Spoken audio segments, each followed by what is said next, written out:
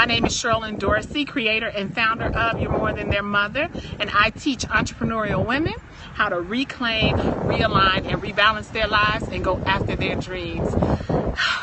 It's another fabulous day in the great state of Texas, and how apropos that I am talking about gratitude today. I'm so grateful for this weather and where I live. I told you all before, I'm from Chicago, so I moved from the Midwestern area, so to have 74 degrees in January is something like amazing to me. So what is it? Where are you all? What temperature is it where you all are right now?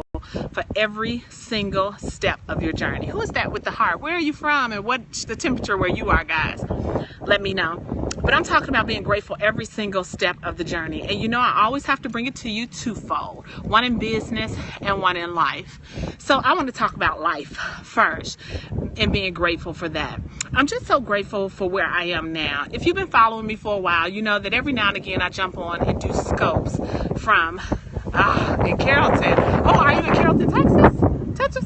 Oh yes, we're loving this. But I'm talking about gratitude. I'm sorry, let me get back on track.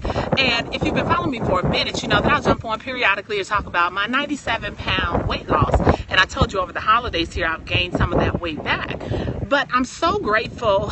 I'm not happy about gaining the weight back, but what I know is that life brings us to certain things, or we create it, because I don't believe anything is just happening to us because we're good or we're bad. I believe that we are part of the co-creation process, but I believe that we created certain things in our lives to remind us to pay attention to certain aspects of our lives.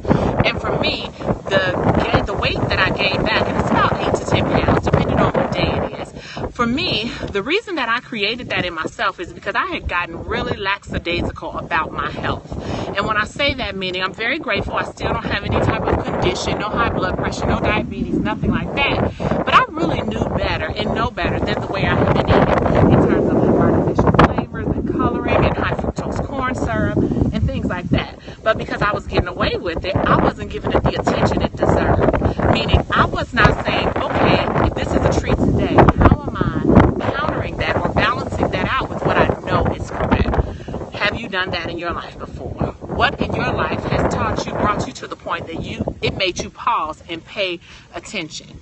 So I say that, and I use that example to say that I'm grateful for this weight that I gained, because what it's done is it's helped me to pay more attention to what it is I put and allow in my body. Does that make sense to you? You all let me know if that does. Good. Tell me, what is it that you have to pay attention to more personally in your life? So now let's talk about this from the business aspect and being grateful every step of the way. So with my business, as you all know, I'm a speaker, an entrepreneur, an author, all that wonderful stuff. But that comes with a bit of weight to it. And when I say that, meaning if I don't create it, it doesn't get done. If I don't implement it, it's not put out there. If I don't follow up on it, it's not sold, if you will. So for me, the parts of frustration in creating it and not knowing how to do it and having to ask for help, I'm grateful. I'm grateful for those moments that I felt stuck, because now that I'm able to enjoy some of the fruits of my labor, I see why it was necessary. I see why I had to learn it first before I was able to hire somebody else on to do it for me, because I need to be able to tell them exactly what it is that I want. I need to see that my vision is being carried out or perpetuated in the way that I envisioned it. So Rhonda says, I need to work better on time management. Yes, patience and consistency. Oh yes, I think those are things we all need to do. Rhonda, I had a wonderful scope that I turned into a video on YouTube about time management. Just some ways that possibly we hadn't all thought about, on ways that we can, if you will, get time back. I'm telling you, it's freed me up in so many ways that I didn't even think were possible, because you know, we're all granted the same 24 hours in a day, so I figured I can't create time or stop it or slow it down, so this is just how it's going to be. But in reality, I found ways to tweak it, and it is working better for me, and it seems like I am creating more and more time in my day. Am I perfect with it? Absolutely not. But I have the tools that I need in order to change and shift back over to what needs to be done.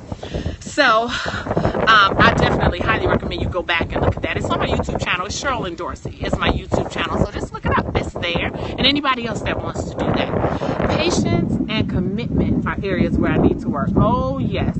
Patience and commitment. And so that's the second one about patience. So let's talk about patience for a second, you guys. So patience, think about in your life where patience is showing up, where you need to exhibit patience. Is it with the kids? Is it with coworkers? Is it with a family member or a friend who just working your last nerve and you need to exhibit some more patience with them?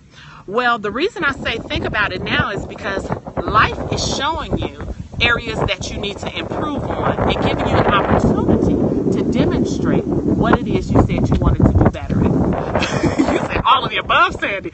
Ooh, okay. Okay. Well, life is really giving you the opportunity to improve on what it is that you said you want to get better with. So it's your job to find the tools to do that. So for example, for me, mine was patience in terms of dealing with my children in many aspects. Gosh, they would just get so quick to get on my nerve because they weren't doing what I told them to do, or weren't doing what they said they were going to do, or weren't, whatever the case may be. And it kept showing up for me. And it wasn't really until I paused and said, why is this showing up for me so often? How can I deal with this better? That it started to change for me, because I started to change my reaction towards that behavior. Does that make sense?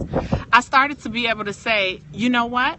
I am not going to, or I won't allow you to do this. You know what? I have a specific example, actually. Hey, Rap with Raps. Thanks for joining in. I have a specific example with this. And one is my children going to bed on time. Now, I have a little bit older children now, so I'm not saying this will work for all of them, but I'm telling you it changed my life. My patience had ran thin on my children with going to bed on time. I kept telling them, I said get into bed. I told you what you need to be doing. Hey, thanks for all the hearts. And so on and so on. So that was a constant angst in my house. Well, guess what I started doing? As long as they got what they needed to get done, I stopped caring or stopped getting so harsh or coming down so hard on them for going to bed on time. Because them going to bed on time or not did not change the time that they needed to be up in my house and out the door for school. So I don't care if they had on one shoe. You are out of the door in my house at 7:45. So I've had times where, right? So I've had times where my children have literally been running out the door and putting on a shoe. I had one child to go to school with one shoe on before. Yes, I was nervous. I said, they're going to call the law on me. But I had to teach her a lesson that just because she didn't do what she was supposed to do didn't mean the time was going to wait, slow down, speed up, or stop for her to do what she was supposed to do. So my patience ran thin on it. So I had to find a new way to deal with it that worked for me and that still held them accountable for what they did. So guess what they do now, you all? You should hear them now helping each other out. Come on, you know we got to get out of here. Come on, you want me to help you? I'll wake you up as soon as I get out the bathroom, but you got to get up and you go in there and do this and you. And so what it happened is what I call self-select corrective behavior.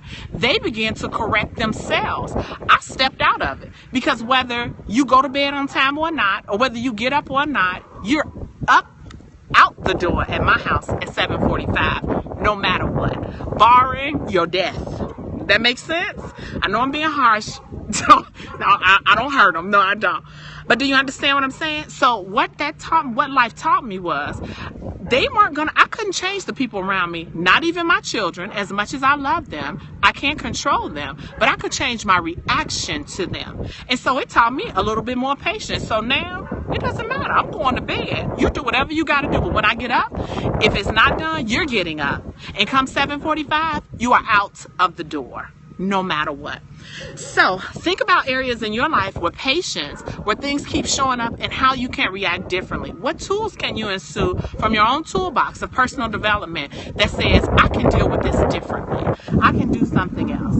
I see that you invited people. I thank you for doing that. I appreciate that. I don't want that to go over mention. Who's that? Raps with Raps? Was that you who invited? I want to make sure that, yes, thank you, Rap with Raps. I appreciate that. Thank you for all the hearts. So I hope that made sense to you guys. I hope it made sense to you personally, and for those of my moms on here who are in their businesses, starting it or looking to start it, I hope that you see how you can implement that in terms of gratitude. So no matter where you are, don't feel like you should be anywhere else. You are exactly where you're supposed to be right now in order to get to the next step. Okay? So I hope that helps you. Thanks again for inviting people. Please do continue to do that and share this if that serves you. So I am here every day, Monday through Friday at 11 a.m. Central Standard Time, broadcasting. I love to hear more of what you want to hear about as a mom and entrepreneur. That helps me to bring these types of topics to you. So again, thanks. You have a great rest of your day, and I will see you on Monday for sure. Alrighty, talk to you later. Bye.